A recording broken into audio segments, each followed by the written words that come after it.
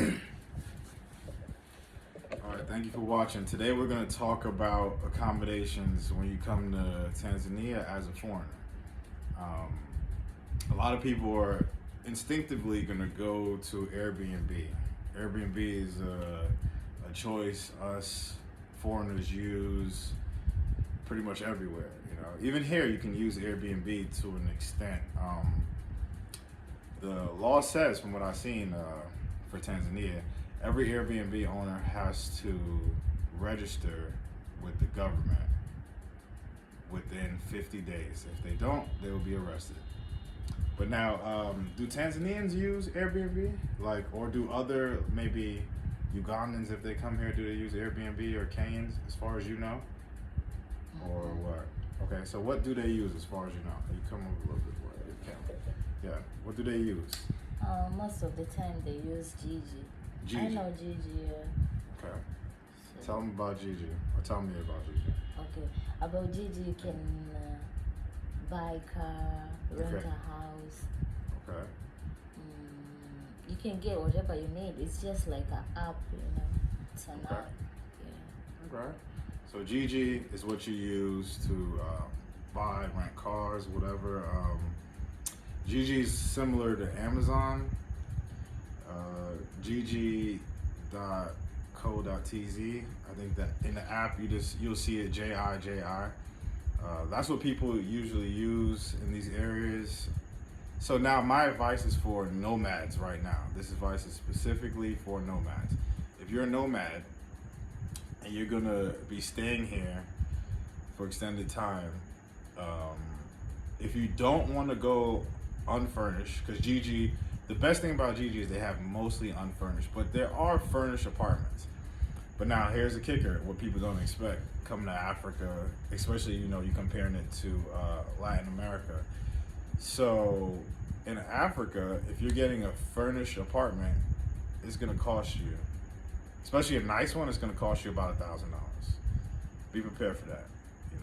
People, they look, they see it, they're like, oh wow, you're already paying for the plane ticket, you gotta pay for that. But food and everything else is cheap. Even, Bolt and stuff like that is very cheap. It's very cheap.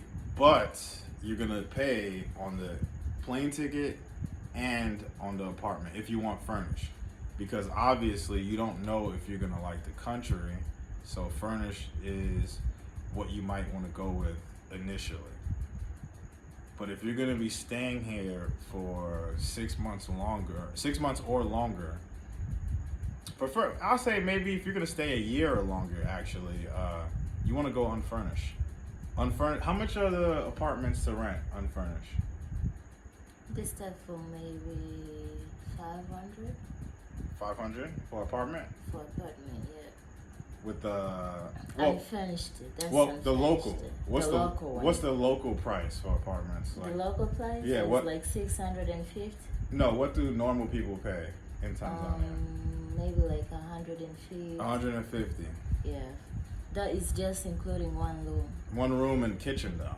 No, just one room. Just one room. Just 150. one room. Then for 650, then you can you get like a kitchen, you get the living room, bedroom, Okay. and 2 toilets. And 2 toilets for 650. Yeah. So, 650 is about $280. For $280, you could get, that's for foreigner standards. About $280, unfurnished, nice place. You get, your whole crib. You get the kitchen, everything like she just stated. But now for 150 TSH, that's $60. $60, you could get just a studio. Studio, no kitchen, for $60, but it'll come with nice toilet, shower, stuff like that. $60, and depending on the area, if you live outside the tourist area, and that's another thing I'm gonna tell you guys. Masaki, Oyster Bay. What's the other one? Mikocheni. Those places are good for the very beginning. I've wasted tens of thousands of dollars on these furnished apartments. I suggest if you're gonna do a furnished apartment, at least do it for just a few months. I wouldn't do it for longer than that because you're gonna be eating your money. Like it's just crazy expensive for furnished apartments. Like especially in the tourist area. Like I said, they're gonna charge, and they want long contracts.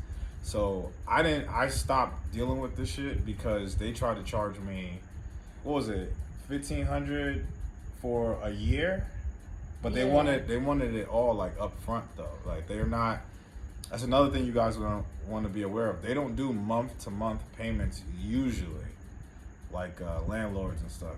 They want you to pay 6 months and then a 1 month deposit for the nicer places. If you're staying in, I guess like the cheaper places, you don't really have to worry about deposit. If you do like a local 150K place, you don't really have to worry about deposit, but you're gonna pay 6 months, which isn't a big deal. You know, if you're only paying 150K, $60, 6 months, that's not a problem. But if you're gonna go to like Goba, Mbezi Beach, Kigamboni, Chanika, the local places, Bagamoyo, Bahari Beach, you go to the local places, you're gonna get way better deals, way more bang for your buck than you are in Masaki or any of the like business district places. Those places are going to upcharge you. Everybody pays the upcharge fee in those areas. It's just what it is. You know, I guess prime real estate. But if you're looking ahead towards the future, I would suggest Mbezi Beach. Mbezi Beach is up and coming. Even the local artists, well, not just the local for the country, but they're huge. Like Diamond lives in Mbezi Beach. Harmonize also lives in Mbezi Beach.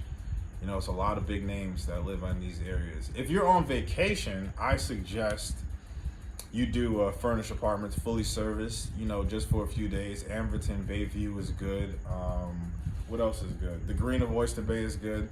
But Airbnb should not be your main go-to for Tanzania because you're going to be upset. The Airbnb they have on there in Kinondoni, the internet is absolutely horrendous, and you're sharing it with 3 floors. Remember Kinondoni? Yeah. Yeah, it's Kinondoni. Yeah, she lied because that shit was crazy, and it's small. So they want $1,200 for a pretty much a shoebox apartment. How much would that cost in Tanzanian shillings if it was local? If it was local? The one on Airbnb. 200. So $85. They're charging you that for 2 days in this place, or even 1 day in Kinondoni, right? Yeah. Yeah, Ipoke Street. That place is terrible. It's behind Hotel de Mag. I wouldn't suggest it. I seen a YouTuber go in there, and that's why I wanted to make this video. Go on Booking or something and get a cool service furnished apartment that they clean every day for you. You get your maid service. And yeah, that's it. My next video, we're gonna talk about language barriers and stuff that you should be aware of as a foreigner coming to Dar es Salaam, Tanzania, or Tanzania, any place where English is a second language, not a main language. And I'll also talk about like tourist destinations and stuff like that next time. But all right, guys, thanks.